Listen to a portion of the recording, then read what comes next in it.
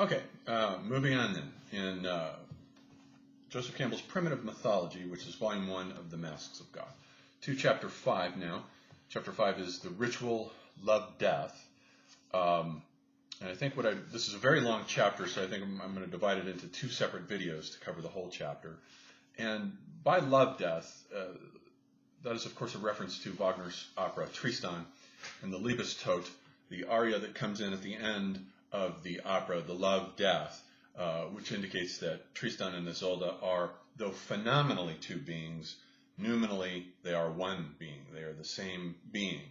And the 2 die in love with each other. They each commit suicide. And they die together, and it's a whole metaphysical realization of the 2 who are one. That's basically the idea that Campbell is alluding to here. He'll deal with Tristan, the original myth in creative mythology. He'll get to that in detail. So then this first section is called The Descent and Return of the Maiden.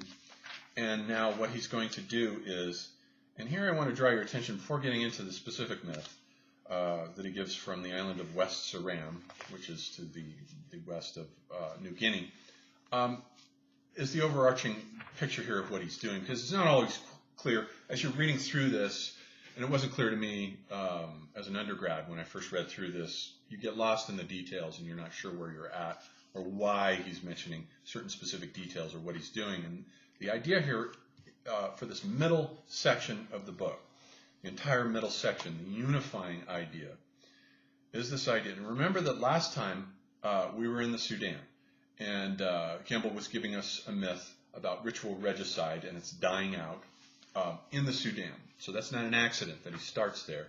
And then this next myth, he will move us over to Indonesia, to West Ceram for a central myth there that we're going to talk about in a second. And then later on in the chapter, he'll then move to a Polynesian myth of the monster eel, Maui and Hina and Tatuna, the monster eel. He'll get into that. And then he'll keep going across the Pacific all the way to the Americas. And there's a reason he does that. That's the unifying idea for this whole middle section on the mythologies of the planters, because the unifying idea is that he's taking from Frobenius the idea of a circumpacific culture circle that extends, and that Frobenius identified, and a number of other German scholars like Adolf Jensen and Robert Heine-geldern also identified, along with him, that there is a culture sphere that extends across from West Africa, across the equatorial jungle zones of the world, through East Africa, across the water, Madagascar, across there, India, and into Melanesia, Indonesia, Polynesia, and on into the New World. There's a single cultural zone there, the equatorial cultural zone, the primary myth of which is the human sacrifice of the being who incarnates in origin in the dreamtime, the food plant upon which all of our lives depend. So this primordial being has had to be killed, cut up, and eaten in order for us to survive and live off of its sustenance. That's the central unifying myth for this whole region. And he's going to identify, which is a heresy amongst, the reason I stayed out of academia was to get into ideas like this, that academics try to tell you doesn't work, they're wrong, they're dead wrong. Academics usually are wrong. They don't know about this. They don't think about the details. They don't look for the details of this trans-Pacific cultural diffusion that connects, let's say, Shang Dynasty China to the Olmecs. There are lots of continuities there, rich. It isn't one or two things. It's a whole tsunami flood of evidence that connects. There are totem poles in Africa, totem poles in China, totem poles on the Northwest Pacific coast. There's a lot. And at the end of this section, too, Campbell does this wonderful job where he talks about this next section, not the one we're discussing now, about how the numbers 1 through 10 are the same in Madagascar, through Indonesia, and in Polynesia. The number 1, for instance, Isa, in Madagascar, is in Malay, Sa, in Javanese, Sa, in Tagal, Isa, in Samoan, Tazai, in Maori, Tahi. It's the same number going all the way across, from Madagascar all the way to the Polynesian Islands. Number 2, Madagascar, Rua, in Malay, Dua, in Javanese, it's Ru. In Tagal, it's Dalan. In Samoan, it's Lua. In Maori, it's Rua, and so on. So we've got this concrete evidence that the numbers are clearly affiliated to each other. And also later he'll talk about things like the word for chicken. Chickens are in this zone too. And so it's very fascinating. So Campbell's emphasis is always on this idea. He's, in a sense, he is a Jungian, of course. He does accept the Jungian collective unconscious and the archetypes. But on the other hand, he's kind of a counter-Jungian and defines himself as being this kind of pragmatic Jungian who is more interested in the fact that the reason there are so many similarities between these myths across the world is usually more often than it is because the collective unconscious spontaneously produces certain engrams that are common to us all, that are common to the structure of the human brain, as Jung insisted, such as the hero, or the wise old man, or the goddess, or the myth of the virgin birth, let's say. Those are common everywhere. And indeed, they may be spontaneous productions of the collective unconscious. But for Campbell, more often than not, he thinks it's usually because these myths have been transported by peoples on the move. Peoples are always, for him, on the move, taking myths with them and adapting them as they move into new landscapes to the local features of these new landscapes. And so the diffusion is his main idea, and he's always careful to track it. So then we'll move into this myth. The descent and return of the maiden. But first, before the myth, he mentions a ritual that's practiced in New Guinea that's meant to be an echo of where we ended last time with the pubescent boy and girl in the African kindling the African fire. Once it goes out, then the two have sex, and they're buried alive in a pit. Here we find an echo in New Guinea, he says, where they worship the Dima. The Dreamtime ancestors are called the Dima, D-E-M-A. And for the initiation rites of boys, an orgy is held in the village. Everyone has sex with everyone. And there's a central girl who is set aside that the boys to be initiated line up for. One by one, they have sex with her. And when they get to the last boy, there are two huge logs that have been set up on struts above this copulating couple, and the logs then are let go, and they crush the couple to the sound of drums. And then they take the couple and they cut the couple up and cannibalistically eat them. So he wants to draw your attention to that as the actual concrete ritual that patterns out the myth, the type of myth that we're about to investigate here. So the myth then comes from West Ceram, which is just to the west of New Guinea. It's an island there. And this was a myth that was documented by a pupil of Leo Frobenius, Adolf Jensen. So as it goes, in the Dreamtime, there were 9 families. And so 9 families emerged from 9 different clusters of bananas. And one of the men, whose name was Amita, whose name means dark or black or night, is the central focus of the story here. And he's out hunting one day with his dog, and the dog spies a pig. And the pig runs off into a pond as the dog is pursuing it, and it drowns in the pond. The hunter catches up, he sees the floating corpse of the pig, and he pulls it into the shore, and he notices that on one of its tusks has been impaled a coconut. This is the world's first coconut. There are no other coconuts. No trees exist or anything. So he pulls the coconut off, and he takes it home, and he puts it on his little nightstand inside of, I guess, his bamboo hut. On the nightstand, and he puts a little cloth over it on which there is the image of an embroidered serpent, and he puts it on the coconut palm, or the coconut, and then goes to bed. And then while he's sleeping, a dream figure comes to him and tells him that he has to plant the coconut the next morning, otherwise the tree won't grow. So he gets up the next morning, he heeds the advice of the dream, he plants the coconut, and 3 days later a tree has sprung up. He decides that he wants to make a certain intoxicating beverage with the fibers from the tree, so he goes up to the tree, and as he's cutting, he accidentally cuts his hand, and from the blood that falls on one of the leaves, a little human visage appears, and he finds that curious. 3 days later he goes up, and there's a little body of a girl that's forming off this leaf, and the dream figure tells him to take the cloth with the embroidered serpent and go up to the tree and wrap her in it, which he does. Wraps this little girl, his daughter now, and carries her down from the world's first coconut palm tree, carries her down, and she becomes this figure that he names Hina Whaley, which means frond of the cocoa palm. And he notices that she has the very interesting tendency that her excrement isn't human excrement. She's shitting out precious artifacts like Chinese porcelain dishes. All this expensive stuff is coming out of her, and he gets very rich. So the families decide they're having their 9 dances on 9 separate dance grounds, ceremonial festivals. And the festival is oriented in such a way, it's a little bit like the Kung Bushman, where the women are in the center, dispensing goods, while the men dance around them. Only in this case, the men dance in a giant 9-fold spiral that goes out like that, and they go around. And Hina Whaley is at the center, and she's handing out to the men as they dance betel nut. So she's giving them betel nut on the first night. On the second night, the same thing happens on a different dance ground, and she's dispensing coral to them, which they like a lot. And then on the third night, she's dispensing Chinese porcelain. On the fourth night, special kinds of really nice knives.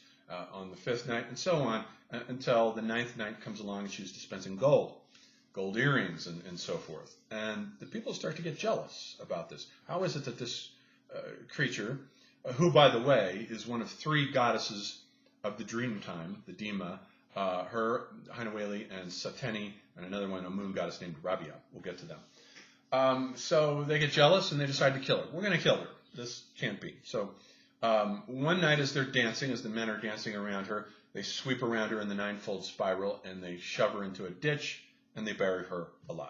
So she's buried alive. Now the father doesn't know about this, but he finds out about it and he realizes that his daughter has been murdered.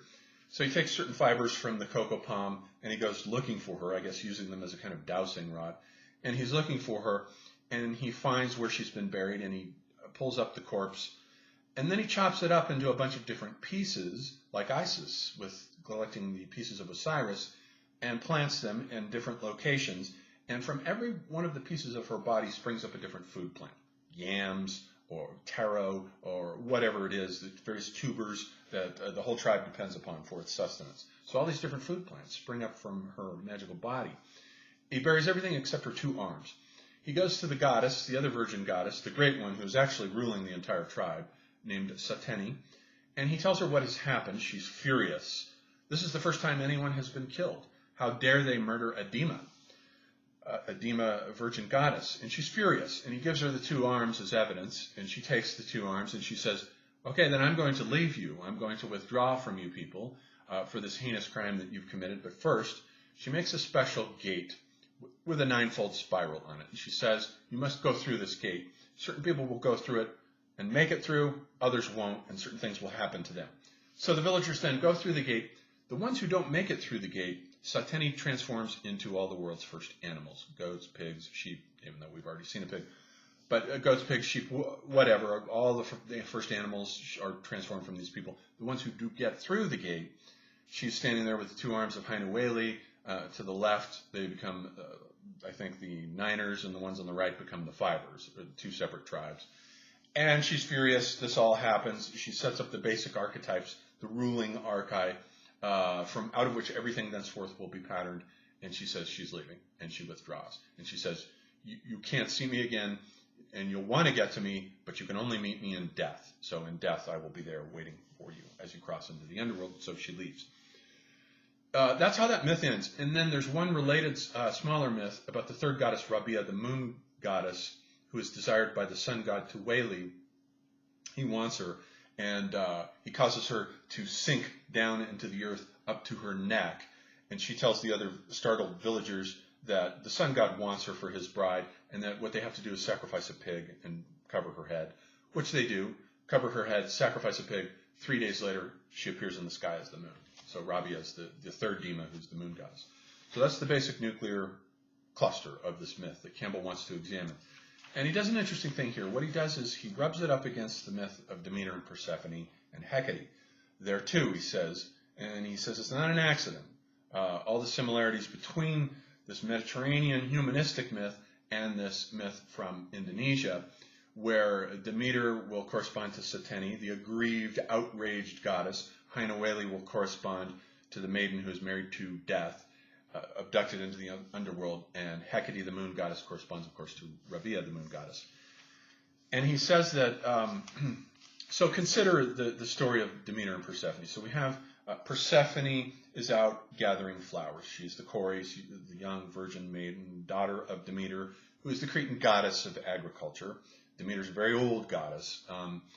And so her daughter's out playing with the daughters of Okeanos. That's an important detail because Okeanos is the world encircling serpent, the lord of the watery abyss. And she's out playing with his daughters, gathering these flowers, and she finds a flower that is particularly beautiful, sent up by Gaia specifically to lure her for Hades, the lord of the underworld. And as she pulls on this plant, a chasm opens up beneath her, and out comes Hades, also known as Pluto, on his golden chariot, who abducts her and carries her off down into the underworld. Now, it also so happens that a swineherd had been going by Eubuleus, whose name means giver of good counsel, which Campbell says used to be an epithet of Pluto, of the god of the underworld. He's going by with all of his pigs, and the pigs fall down into the chasm along with her. Demeter is aggrieved, and she grieves for 9 days, wanders the earth looking for Persephone, cannot find her, and she decides to put a curse on the earth, and she says, no more vegetation will come up upon this earth, and she withdraws from Mount Olympus in fury. The various gods go to her. She also, by the way, carries a pair of torches with her as symbols. One points downward and one upward. The downward one, of course, symbolizes the underworld. The upward one symbolizes the upper world. So they go to her and they say, why won't you return the vegetation? One by one, she refuses. Finally, Zeus goes to her, and he agrees to bring Persephone up on the condition that she bring the vegetation back. She agrees. But Persephone has eaten of the pomegranate in the underworld, and so she has to keep returning back there for a third of each year, because the Greeks divided the year into 3 seasons, not 4. And so that third season is the winter season when vegetation does not appear. Persephone is down with her lover, Pluto, in the underworld. And then she's allowed to come up for 2/3 of the year. So that's the basic myth. And Campbell says, the similarities between a number of motifs in this myth, in the Indonesian myth, are too many to be chance or mere accident. There's a lot of them. So at first he says, let's take a look at this ceremony that Jane Ellen Harrison talks about in her book, The Prolegomena to the Study of Greek Myth, in which Harrison describes a women's ceremony called the Thesmophoria. And the Thesmophoria is sacred to Persephone and Demeter, and it's divided into 3 days. But the first day is the day of the Kathodos and the Anodos. The Kathodos is the downgoing, the Anodos is the upcoming. And what they do on this first day is there's a chasm, a megaron in the earth that they open up, and they retrieve the bones of dead pigs that they threw in there last year, and they pull it up. That's the Anodos. And they put these bones on the altar. And then they put live pigs down in there. They'll die in there and to be brought up next year. But they also make these little flour and wheat cakes of snakes, which they throw in, and of human figures, which they throw in, along with the live pigs, with the idea that down in there they think are these stonic serpents that live down in the chasm that will eat all of these offerings and go away. So they cover the pit back up, and that's the first day of the Thesmophoria. And Campbell says, he asks the question, first of all, he says, point number 1 is that both Hina Whaley and Persephone are personifications of food. From Hina Whaley's body, after it is cut up, come all the various food plants that the tribe depends upon for its survival. So her metaphysical essence is made consubstantial with the tribe through the ingestion of the food. Everyone ingests the god through eating the god, hence the cannibalistic aspect. When you're eating the sacrificed person, you're eating this primordial god who, in the dream time, at the beginning, sacrificed itself so that the tribe could survive. Persephone, too, is wheat. In the Eleusinian mysteries, the primary apotheosis of that mystery was the upholding of a stalk of grain as its epiphany, indicating Persephone.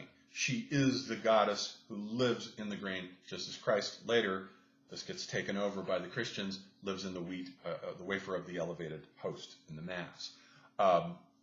So there's that similarity between Persephone and Hina Whaley. They both die and become these food plants. But he also looks at why they're throwing these pigs down in there. We note the pig that ran off with the coconut palm on it in the Hina Whaley myth. And he says they're throwing live pigs down there.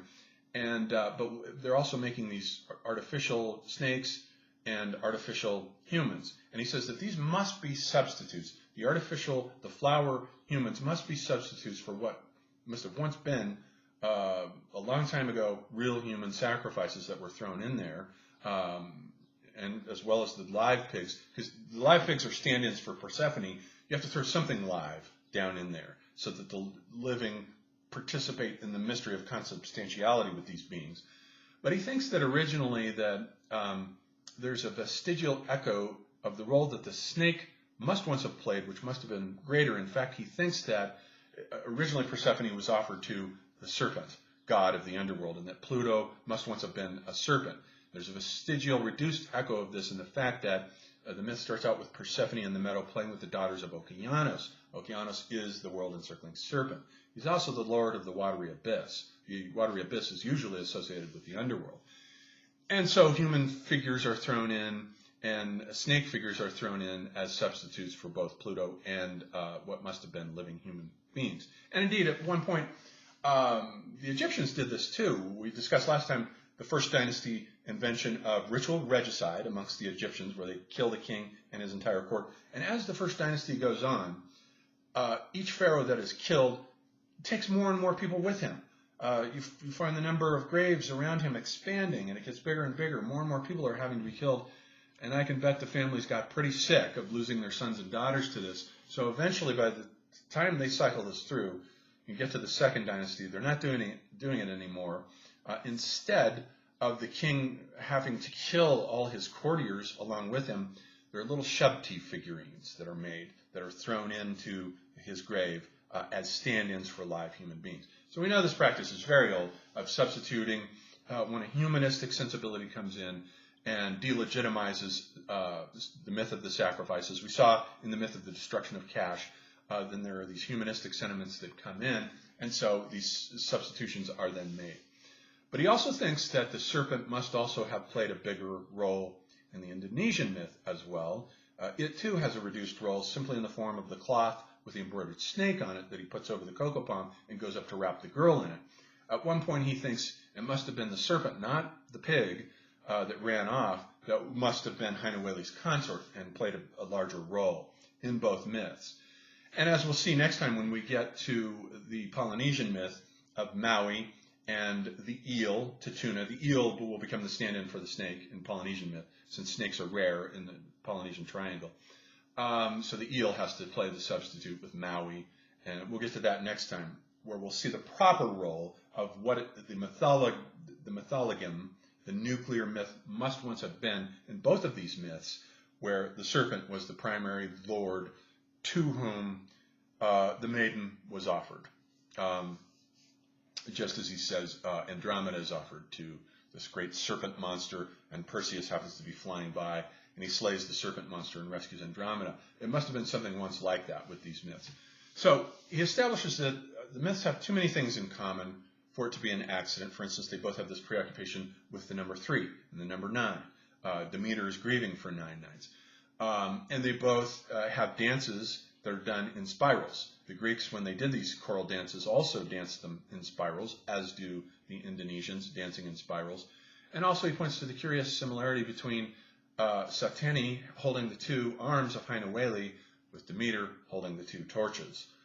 So there are lots of similarities. So he thinks these have been derived at some point somehow. The Mediterranean myth, the Indonesian myth have a common ancestry.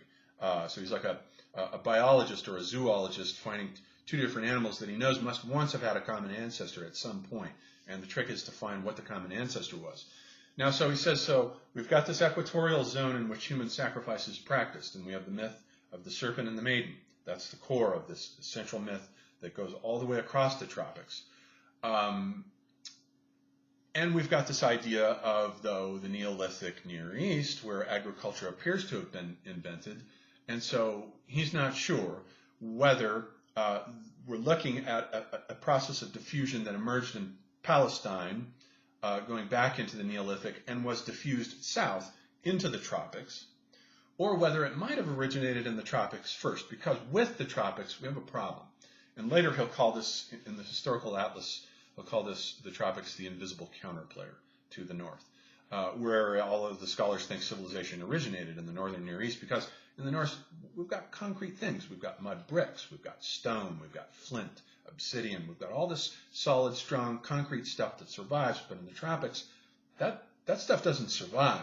All you have are palm leaves and bamboo and leaves and grass, and everything is made out of perishable materials, so that however old that culture complex must be, there's no way of knowing. There's no way to establish, because it's so perishable. So it may have been earlier. However, my personal opinion is that it did indeed originate in the north, in Iraq and Syria and Palestine. Originated there because we now have, which Campbell did not have, access to the archaeology of the site of Chayanu, 8000 BC, where indeed a huge industry of human sacrifice was indeed practiced. So we know that there. And it looks like it may have originated there and then diffused somehow south. Perhaps it went down through the corridor that connects Palestine to Egypt, down through there into equatorial Africa and across the waters. But who knows? So that's this chapter. And then next we'll look at the myth of the monster eel.